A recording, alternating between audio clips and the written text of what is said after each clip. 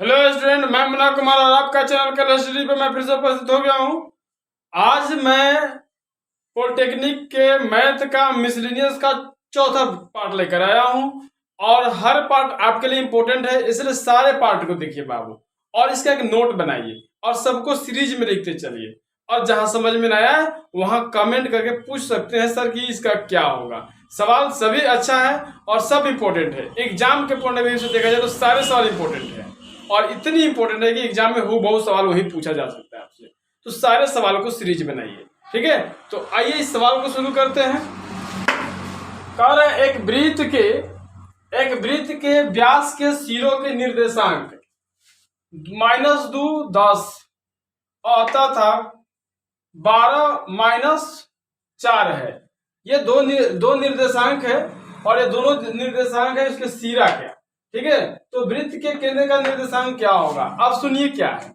जैसे मान लीजिए वृत्त हो गया, ठीक है, और ये वृत्त हो गया ऐसे। क्लियर? देखो बाबू, बस समझने में आपको देर लगेगा, बनने में देर नहीं लगता। ये सिरा एक हो गया, मान लीजिए यहाँ पे -2 और एगो 10 पॉइंट इसका हो गया। मान लीजिए इसको ए पॉइंट कह दीजिए और इसको बी पॉइंट और इसको 12 और ये -4। तो मैंने एक सूत्र लिखाया था, किसी भी पॉइंट को निकाले और ये पूछा जा रहा है आपसे, वो पॉइंट को पूछा जा रहा है आपको। मध्य मतलब वृत्त के केंद्र जो होता है वो होता है यहाँ से, यही पूछा जा रहा है आपको। तो मैं आपको एक सूत्र लिखाया था, x बराबर x1 प्लस x2 बटा 2, y बराबर y1 प्लस y2 बटा 2। यही से फॉर्मूला यहाँ पे यूज करेंगे। तो चलिए 12 गो और 2 गो, तो -2 है, ये 12 है तो कम हो जाएगा, 2 तो 10 हो जाएगा, 10 में 2 से भाग दीजिए तो कितना जाएगा 5, यानी कि ये 5 हो गया। ये 10 है, ये -4 है, तो 10 में से 4 गया 6 आ गया, 6 को 2 से भाग देंगे तो कितना आ जाएगा 3। Option number A, option number A हो जाएगा बाबू। मजा आया, समझ में आया? देखो किया कैसे मैंने, आप देख लो एक बार, देख लो। तो -2 और प्लस 12 अब बटा 2, तो 12 में से 2 गया, कितना बच जाएगा 10 और 2 से तो 5, ठीक है। और इसको क्या किए, तो यहाँ पे 10 था तो 10 और -4 बटा कितना 2, तो 6 बटा 2, 3 5 यहाँ पे आ गया, ठीक है। ऑप्शन हो जाएगा ए। तो ऐसे हल कर सकते हैं बाबू, आसान होता है, ज्यादा भारी थोड़े ना होता है। आप जितना सोचते हो उतना थोड़े ना होता है, आप जितना सोचते हो उतना ही होता है। बस आप सोचो और पढ़ो, समझ के पढ़ो, ताकि आपका कोई भी सवाल बोर्ड में छूटना नहीं चाहिए, ठीक है। गवर्नमेंट कॉलेज ही अपना सपना रखो, बाकी कुछ नहीं।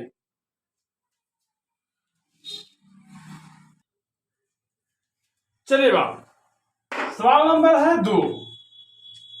अनुपात जिसमें बिंदु 8 5, ये क्या है 8 5 और -3 -7 से खींचा गया एक रेखाखंड एक्स अक्ष से विभाजित होता है। चलो बाबू, सवाल को हल करने से पहले मैं आपसे कुछ बात कर लेता हूं। बात ये करना है कि जब आप पढ़ते हो तो आप एक टारगेट फिक्स करो। बिना टारगेट के आपसे कुछ नहीं होता है, आपसे क्या किसी से कुछ नहीं होगा। एक टारगेट रखो कि मुझे ये कंप्लीट करना है आज, क्योंकि जिसके लक्ष्य, जिसके जिंदगी में अगर टारगेट नहीं होते हैं वो किसी के नहीं होते हैं, उनका सबको ही होता है, वो किसी के नहीं होते हैं। इसलिए लक्ष्य रखो, जिंदगी में हासिल करना है, किसी भी चीज को अचीव करना है तो जिंदगी में एक लक्ष्य रखा करो। बिना लक्ष्य के कोई नहीं। कहा जाता है कि लक्ष्य नहीं जीवन में जिसके वैसे ही खो जाते हैं, लक्ष्य नहीं जीवन में जिसके वैसे ही खो जाते हैं, जैसे लाख हजारों पत्ते पानी में बह जाते हैं। लक्ष्य नहीं है ना जिंदगी में तो कुछ नहीं है, सब खत्म शून्य। आज पढ़ा कल नहीं पढ़ा, लक्ष्य होगा तब तो पढ़ेगा। आज पढ़ा कल नहीं पढ़ा, परसों खूब पढ़ा, फिर अगले रोज नहीं पढ़ा, तो ऐसे इंसान लाइफ में सक्सेस नहीं होता। आपको थोड़ा थोड़ा करके रोज पढ़ने हैं, थोड़ा ही पढ़े लेकिन रोज पढ़ना है, प्रतिदिन पढ़ना है। लक्ष्य रखो और बड़ा लक्ष्य मत रखो, छोटा लक्ष्य रखो। उसको आज एक दिन का छोटा रख फिक्स करो, चाहे जितना छोटा रख सकते हो, और उसको पूरा करो। ठीक है, नेक्स्ट सवाल देखते हैं बाबू। तो कह रहा है कि अनुपात जिसमें बिंदु 8, 5 और -3 और -7 है से खींचा गया रेखाखंड एक अक्ष से विभाजित हो जाता है, तो विभाजित होगा तो उसका मान कितना? अनुपात मतलब जैसे देखो, मान लीजिए यहाँ पे एक रेखा है, ठीक है, अब यहाँ पे एक पॉइंट है, मान लीजिए ये दिया है 8 और 5, ये पॉइंट्स दे रखा है, और ये पॉइंट दे रखा है -7 और -3, सॉरी -3 और -7, ये दोनों पॉइंट दे रखा है। ये पॉइंट दे रखा है, एक से विभाजित हो तो एक 0 हो गया। अब मुझे ये पता करना है कि इसका मान कितना होगा और इसका मान कितना होगा। M1 और M2 का मान पूछ रहा है आपसे। तो देखो ये तो खत्म, इसको तो सोचेंगे। अब यहाँ एक मान हमें पता है, तो इसी से हम सोच लेते हैं। ठीक है, तो चलो ये हो गया। y बराबर आपने एक फॉर्मूला पढ़ा था, M1 y2 plus M2 y1 बटा M1 प्लस M2 पढ़ा था ना। चल, अगर पढ़ा था तो इसी फॉर्मूला के यूज करना है। यहाँ पे y का मान यहाँ पे कथी है? 0, तो 0 रख देंगे। ठीक है, और ये सब उधर जाएगा तो 0 हो जाएगा। तो नीचे सारा चीजें 0 हो गई, तो बटा तो रहा नहीं, नीचे की सारा चीजें चली गई उधर, तो 0 हो गया। अगर नहीं बुझाता तो एक बार देख ले भाई, y का मान 0 है, यहाँ से 0 लिख सकते हैं ना, 0 लिख दिया। क्लियर? चलो, M1 का मान नहीं पता है तो M1 ही रहने देते हैं, और M2 का मान x2 का y2 का मान पता है, यहाँ पे -7 है तो -7 रख देंगे प्लस। चल, अब M2 भाई देख लो, यहाँ पे M2 है, अब यहाँ पे M2, तो x2 कितना, y2 कितना है? 5 रख दिया मैं। यहाँ पे M1 प्लस M2 है, ये इधर जाएगा तो कभी 0 से गुना करोगे तो कभी हो जाएगा, सब 0 हो जाएगा, मैंने पहले ही बताया। तो M1 -7M प्लस 5M2 हो जाएगा। ठीक है, इसको उधर भेजो, इसको इधर भेजोगे तो क्या हो जाएगा? तो माइनस है तो प्लस हो जाएगा, प्लस 7M1 बराबर 5M2, ये M2 उधर गया, 7 इधर आया, तो M1 बटा M2 बराबर 5/7, अर्थात आपका जो मान आया M1 अनुपात M2 5/7। ऑप्शन कहीं देखिए, ये है option number A, option number A. ठीक है, तो ऑप्शन नंबर ए इस तरह से आप हल कर लोगे, कोई भारी नहीं है। आपने नहीं समझ रहा है तो इसलिए हमको इतना करना पड़ा। आप बस इतना ही सब 0 कर दो और उधर कर दो। ठीक है, करके बताऊं करके बता ही देता हूं। चल, इतना मैं करने की मुझे कोई जरूरत नहीं, करके मैं ही बता देता हूं। ठीक है, इतना करने की कोई जरूरत नहीं है, सीधा यहाँ देख भाई, ये चीजें तो हमें पता चल गया, 0 तो उधर जाएगा तो 0 हो गया। तो M1 x2 y2 बराबर M2, और ये माइनस हो जाएगा M2 y1। क्लियर? अब चल, यहाँ पे M1 तो पता नहीं है तुमको, तो रहने दे M1, और यहाँ पे इसका मान x2 का मान कितना है? 7, तो माइनस माइनस क्या हो जाएगा? प्लस, और यहाँ M2। क्लियर? तो M2 भी पता नहीं तुमको, तो रहने दो, इसको 5 कर लो। अब इधर माइनस, तो इधर का ई गया, इधर का इधर गया, तो माइनस माइनस प्लस हो गया, तो M1 बटा M2 बराबर 5/7, अर्थात 5/7। ऑप्शन नंबर ए, ऐसे भी कर सकते हो। ठीक है, देखो अभी आप बेसिक पढ़ रहे हो तो थोड़ा सा लेके चलना पड़ेगा, बाद में यही चीजें इतना ट्रिकली हो जाएगा कि आपको अरे सर गजब कर दिए आप। ठीक है, सवाल नंबर 3। ठीक है, सवाल नंबर 3 कहता है, यदि चीनी का मूल्य में 15 प्रति केजी है, या देखिए 15 प्रति केजी, मतलब 1 केजी का मूल्य कितना है? 15 रुपया है। तो पहले चीनी के मूल्य में 20% की वृद्धि की जाती है तथा फिर 20% घटा दिया जाता है, तो चीनी के मूल्य में कितने % की कमी या वृद्धि हुआ, आपको निकालना है। अब इस सवाल को बनाना तो बड़ी आसान है, इस सवाल को बनाना आसान नहीं है। ठीक है, बट सवाल को अगर समझ गए तो इसका फॉर्मूला पहले पढ़ चुके हैं। 15 रुपये केजी है पहले से, ओकरा बाद में 20% की वृद्धि की जाती है। फिर बउआ बाद में क्या होता है, 20% की कमी भी कर दिया जाता है। तो चीनी के मूल्य में वृद्धि होगा या कमी, ऑप्शन यहाँ पे दे रखा है 20%, 4% की कमी, 4% की वृद्धि, 20% की कमी। ये ऑप्शन 2 है, 4 ऑप्शन है, ठीक है। अब सवाल को हिलाना कैसे है, हाँ बात सुन लो, हिलाना कैसे है देखिए। अब सवाल को हिलाना कैसे देखिए, एक कह के भूल जाइए, गाना सुने वाले ना बबू, चल देख समझ गए ना। चलो तो 20% की वृद्धि, तो 20% यानी कि 100 में 20 होगी तो 120 हो गया। चलो 20% कमी यानी कि कम कर दिया जाता है, तो 20 में से 100 में से 20 का कम है तो कितना जाएगा 80। डबल जीरो से डबल जीरो खत्म, एक से है के इससे ए, 12 × 96 -100 कितना जाएगा -4%, यानी कि 4% की कमी। कभी हो गया 4% की कमी हो जाएगा, ऑप्शन नंबर बी। बोलते हैं ना केवल पढ़ने में देर है, बनाना बड़ी आसान है। चलिए देखिए नेक्स्ट सवाल देखिएगा बाबू। तो सवाल नंबर 4 कह रहा है एक कक्षा के छात्र विज्ञान अथवा गणित अथवा दोनों विषय पढ़ने के लिए चुनते हैं। मतलब एक क्लास में विद्यार्थी है जो विज्ञान और गणित दोनों चुनते हैं अथवा कोई एक विषय चुनता है, ठीक है, ठीक है। तो 10 छात्र दोनों विषय चुन लेते हैं, मगर उसमें से 10 विद्यार्थी होता है जो दोनों विषय चुन लेते हैं, 20 छात्र गणित चुनते हैं। तो विज्ञान चुनने वालों की संख्या क्या है? चलिए बाबू 10 छात्र क्या चुनते हैं, दोनों चुनते हैं। टोटल विद्यार्थी कितना कितना 20 है, सॉरी 45 है। टोटल विद्यार्थी कितना है 45 है। सॉरी क्वेश्चन में मेंशन नहीं है क्या, अरे बाबू एक सेकंड बाबू, एक सेकंड।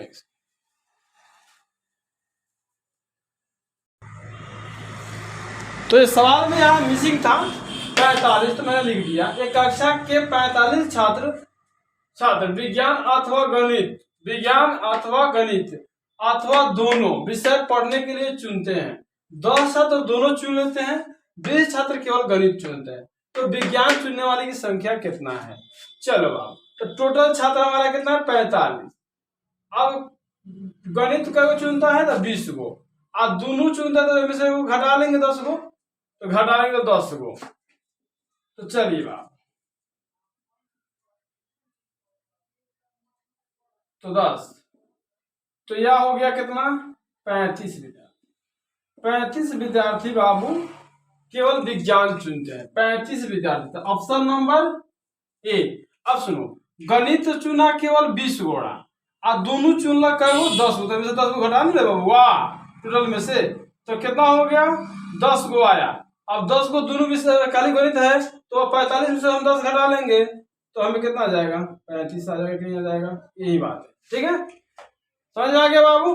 अगर समझ में आ गया हो तो वीडियो को लाइक कर दीजिए। बात देर से कहने का मन कर रहा है कि वीडियो को लाइक कर दीजिए, आज चैनल को सब्सक्राइब करके बेल आइकन दबा दीजिए ताकि हमारा भी कल्याण हो जाए और आपका भी कल्याण हो जाए। चलिए नेक्स्ट सवाल देखते हैं बाबू।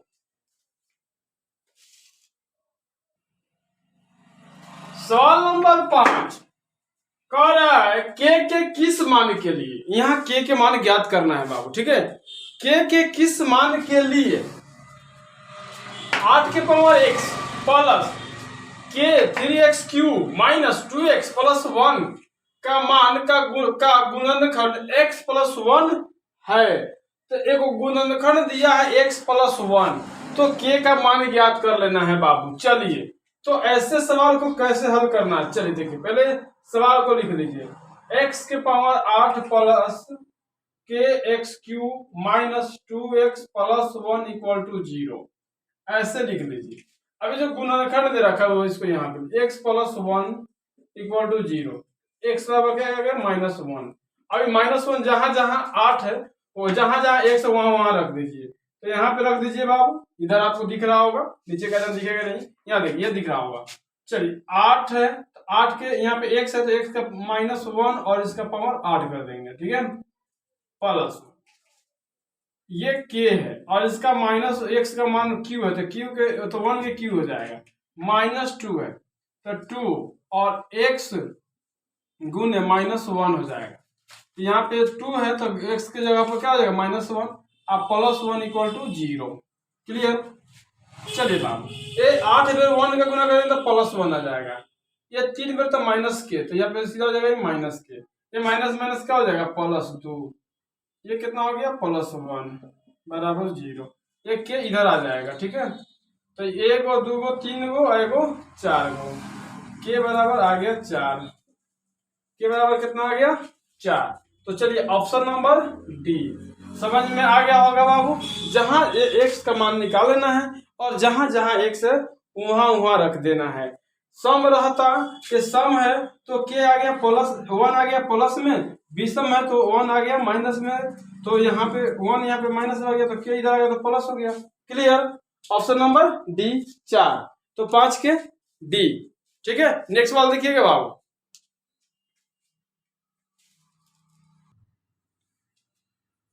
सवाल नंबर 6 कह रहा है कि देखिए सवाल के भी गजब के सवाल है। ठीक है, और ऐसे सवाल एग्जाम में बहुत ज्यादा पूछे जाते हैं, तो सवाल को पढ़ो और सवाल को समझो और तब अपना दिमाग उसमें घुसा दो, और घुस जाए तो छोड़ो नहीं। देखो कैसे करते हैं, तो cos 18 बटा साइन cos 18 प्लस साइन 18 और बटा cos 18 माइनस साइन 18 का मान ज्ञात करिए। ठीक है, ऐसा सवाल आता है बाबू एग्जाम में, छोड़ना नहीं है। देखिए यहाँ देखिए cos 18, ठीक है, cos 18, ठीक है, देखो यहाँ पे cos 18 प्लस साइन 18, अब ये 18 हो गया, अब cos 18 और माइनस साइन 18, यहाँ cos से भागा दोगे तो cos से जब भागा दोगे तो cos 18 से भागा दोगे तो cos 18 में cos 18 से भागा दोगे तो क्या हो जाएगा, कट जाएगा ना जी, साइन 18 बटा cos 18। मैं इसलिए लिख रहा हूं ना, तो ये डायरेक्ट मैं कर देता ताकि आपको समझ में आए। cos 18 बटा फिर cos 18, आप माइनस है, नीचे माइनस है, बटा में माइनस है, तो ये हो जाएगा साइन 18 अब बटा cos 18। क्लियर। चलिए तो ये तो खत्म हो जाएगा, खत्म, तो 1 प्लस इसका हो जाएगा 10, साइन बटा cos देगा तो 10 18 हो जाएगा, और इसका क्या हो जाएगा 1 माइनस 10 18। अब चलो इसको एक फॉर्मूला पे तोड़ लेते हैं बाबू। पहले लिखते हैं 10 45 प्लस 10 18 बटाओ 10 45 माइनस, सॉरी ये नहीं बदलिए, इसको छोड़ दीजिए, इसे रहने दीजिए। 10 45 इंटू 10 18। इसका आप सोच ये रहे होंगे कि सर लिख क्या रहे हो, आपने पढ़ा होगा बाबू tan a प्लस बी, मैंने आपको पढ़ाया हूं सूत्र में। tan इधर जगह थोड़ा इधर दिख नहीं रहा होगा आपको, इधर हाँ थोड़ा इधर है दिखता है, लिखते हैं आप, तो इतना बराबर होता है tan a plus tan b बटा 1 minus tan a into tan b, ये होता है बाबू। ठीक है, tan a प्लस b बराबर tan a plus tan b बटा 1 minus tan a into tan b, ये होता है। इतना आपने पढ़ा बाबू। ठीक है, अब इतना आपने पढ़ा तो इतना का मान इसीलिए इस फॉर्मूला पे मैं लिया के रख दूंगा, तो tan 45 आप प्लस कितना 18 क्या हो जाएगा 8 5 13 के 3 और 5 4 1 5 5 4 1 5 1 हाथ में के 6, यानी कि tan 63। Option number D. Clear. तो इस तरह के सवाल एग्जाम में आते हैं, लेकिन आपको पेशेंस रखना है, सवाल को देख के भागिए नहीं, पेशेंस रखिए। सवाल को देख के भागे तो कहाँ एग्जाम निकाल पाइएगा, सवाल को देख के भागिए नहीं, पेशेंस रखिए और फिजिक्स केमिस्ट्री का कंबाइंड ऑब्जेक्टिव सवाल मैं अब वीडियो अपलोड कर रहा हूं प्रतिदिन 12:30 बजे, तो उसको सवाल को जरूर देखो बाबू। अब वही MCQ आपके लिए काफी इंपॉर्टेंट है बाबू। 11:30 बजे मैं प्रतिदिन सुबह में 11:30 बजे अपलोड कर रहा हूं, तो रोज देखो बाबू, ठीक है। मजा आ जाएगा, पढ़ोगे तो एक बार उसको पढ़ के देखो, पूरा ऑब्जेक्टिव क्लियर। फिजिक्स केमिस्ट्री 50 को 60 को क्लियर हो जाएगा बाबू। फिजिक्स केमिस्ट्री 60 को क्लियर, एकदम क्लियर, इतना झकास है कि मत पूछो। चलो नेक्स्ट सवाल देखते हैं बाबू। चलिए सवाल नंबर 60 कह रहे कक्षा में 15 बालकों के वजन नीचे नीचे तालिका में दिया गया है। 15 बालक हैं जिसका वजन इस तालिका में दिया गया है, ठीक है। 15 को बालक है जिसका तालिका में इसमें वजन दिया गया है। बालकों का वजन के बटन माध्यिका भी है। वो बालकों का वजन के बटन की माध्यिका।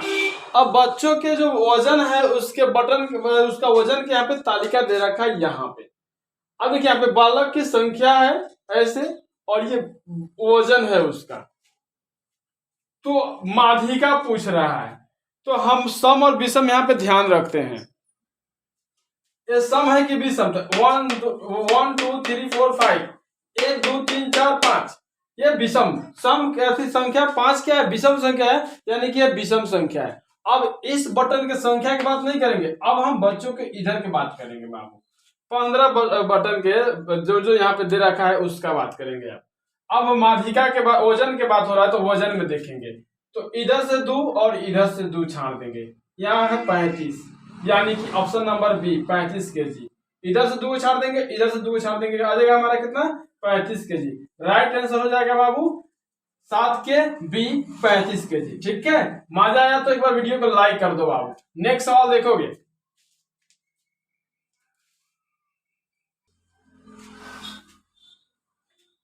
लास्ट सवाल है बाबू, और 8 नंबर। ये सवाल गजब का सवाल है, बीजगणित का सवाल है, और लाइन अभी आया, ठीक है। चलिए बाबू, इसके लिए आपने थोड़ा सा डार्कनिंग महसूस किया, कोई बात नहीं, वीडियो अच्छा ही बना है। चलिए अभी 8 नंबर सवाल है, यदि a plus b plus c equal to 11 और a b plus b c plus a c बराबर 20 है, तो a cube plus b cube plus c cube minus a b c का मान क्या होगा? चलिए तो सबसे पहले मैं इसके बारे में आपसे बात करता हूं। तो चलिए, आपने पढ़ा होगा a plus b plus c का whole square, a square plus b square plus c square plus 2ab plus 2bc plus 2ac। यहाँ से 2 कॉमन ले लेंगे तो क्या आ जाएगा? ए स्क्वायर, यहाँ फिर लिख देता हूँ, ए प्लस बी प्लस सी का होल स्क्वायर, ए plus b square plus c square plus 2, इसमें से कॉमन ले लीजिए, तो ए प्लस बी बी प्लस सी, और यहाँ पे हो जाएगा प्लस ए सी। क्लियर? अब चलिए, इतना का मान क्या है? A plus b plus c का मान कितना? 11। 11 का स्क्वायर कर देंगे, इतना नहीं पता तो इसको लिख देंगे, a square plus b square plus c square, और इतना का मान क्या है यहाँ पे? 20, तो 20 रख देंगे। अब ये कितना हो जाएगा? 121, और 20 दूना 40 हो जाए, तो माइनस 40 कर दो, 40 कर दो, तो हो गया a square plus b square plus c square बराबर कितना हो जाएगा? 81 हो जाएगा। तो a square plus b square plus c square बराबर कितना आया? 81, ठीक है। इतना 81 आया। अब आपको करना क्या है? अब आपको यहाँ पे एक फॉर्मूला लगाना है। अभी आपने पढ़ा ए क्यू यहाँ पे दे रखा है, a cube plus b cube plus c cube minus 3ab बराबर सूत्र होता है a plus b plus c into a square plus b square plus c square minus a b minus b c minus a c, ठीक है। इस तरह से formula होता है बाबू, ठीक है। अब देखिए, यहाँ पे सवाल आपने पढ़ा, तो अभी जस्ट आपने देखा इतना का मान अभी आपने कितना निकाला? ए प्लस बी प्लस सी का मान आपको कितना पता? 11। यहाँ पे 11 रख दो, ठीक है। इतना ए स्क्वायर प्लस ए, यहाँ पे देखिए a square plus b square plus c square का मान कितना आया यहाँ पे 81। तो यहाँ पे 81 हो गया। ए प्लस बी ए माइनस बी माइनस सी का मान कितना है, यानी कि यहाँ इतना बराबर कितना है, यहाँ पे 20 है तो माइनस 20 हो जाएगा। क्लियर।